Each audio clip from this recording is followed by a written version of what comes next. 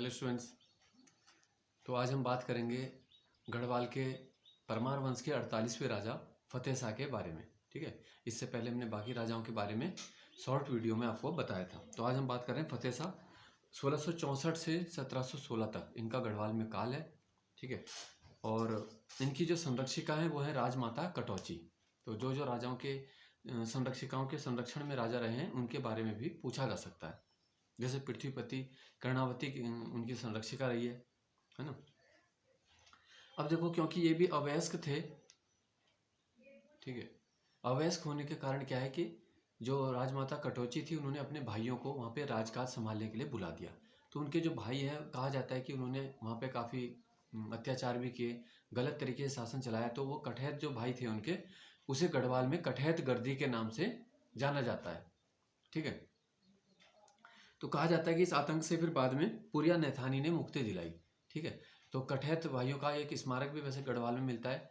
और पुरिया नैथानी जो है उन्हें इसी वजह से क्या बोलते हैं, गढ़वाल का चाणक्य भी कहा जाता है, या गढ़वाल का नाना फडणवीस भी हम उनको कहते हैं।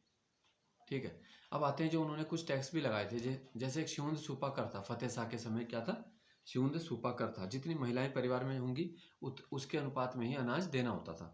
एक था चूल्ह कर। ठीक है, जितने चूल्हे होंगे यानी अलग अलग फैमिलीज ज़्यादा होंगी तो उतना ज़्यादा कर देना पड़ेगा। पुरिया नैथानी और शंकर डोभाल जो है फतेह शाह के समय क्या थे, ये थे मंत्री थे। तो मंत्रियों के नाम भी याद रखना है। अब आते हैं सिरमौर। सिरमौर जो है हिमाचल वाले प्रांत को सिरमौर राज्य बोला गया उस समय।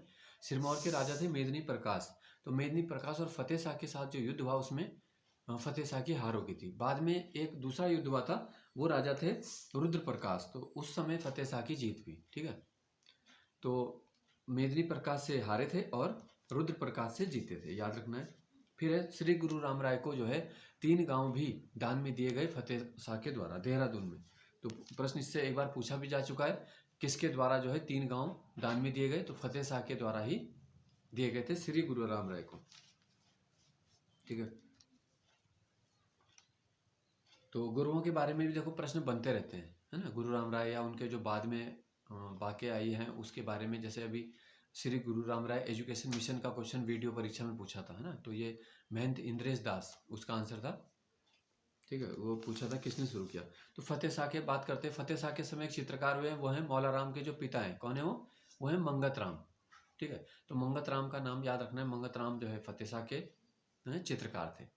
अब आते हैं मुगल बादशाहों में से कौन से बादशाह इनके समकालीन हैं। तो जो औरंगजेब मुगल बादशाह हैं वो है फतेह शाह के समकालीन। ठीक है, फतेह शाह का जो समय है 1716 तक है और 1707 तक है औरंगजेब का। 1707 में औरंगजेब की मृत्यु हो गई थी। ठीक है, गढ़सार गांव जो है यह जीतकर बद्रीनाथ धाम को फतेह शाह के द्वारा दान किया गया था। अब आते हैं इनकी जो पुस्तकें हैं इनके ऊपर लिखी हुई है। ठीक है, सबसे इंपॉर्टेंट पुस्तक आ जाती है वृत्त कौमुदी। मतीराम की पुस्तक है वृत्त कौमुदी। इसी पुस्तक में मतीराम ने फतेह शाह की तुलना जो है छत्रपति शिवाजी से की गई है। वहीं से एक उपनाम बन जाता है गढ़वाल का शिवाजी किसे कहा जाता है। ठीक है, तो ये वर्णन मिलता है मतीराम की पुस्तक वृत्त कौमुदी में। इसके अलावा सुखदेव मिश्र का वृत्त विचार ग्रंथ है। जटाधर मिश्र का फतेह शाह करण है। ठीक है, और रामचंद्र कड़ियाल का है फतेह शाह यशो वर्मन। ठीक है, यशो वर्णन, तो ये ग्रंथ है। इसके अलावा देखो फतेह शाह को गढ़वाल का अकबर भी कहा जाता है। तो क्यों कहते हैं, क्योंकि अकबर की भांति उनके दरबार में भी क्या है, नवरत्न थे, है ना। और वो नवरत्न कौन कौन थे, एक बार उनका नाम सुन लो।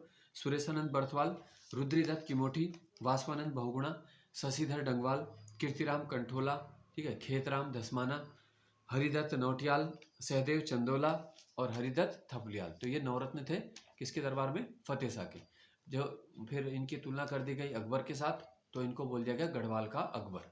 ठीक है, तो फतेह शाह के बारे में इतनी बातें याद रखनी है। और चंद राजा ज्ञानचंद के साथ भी जो है 1707 का युद्ध, जिसे दुधौली युद्ध बोलते हैं, वो भी फतेह शाह के द्वारा लड़ा गया था।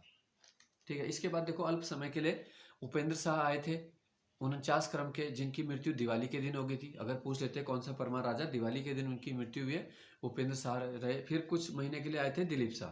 तो इस तरह 50 राजा हो गए हैं पूरे इसमें। ठीक है, नेक्स्ट वीडियो में हम 51वें और बहुत महत्वपूर्ण राजा प्रदीप शाह के बारे में पढ़ेंगे। ठीक है, धन्यवाद।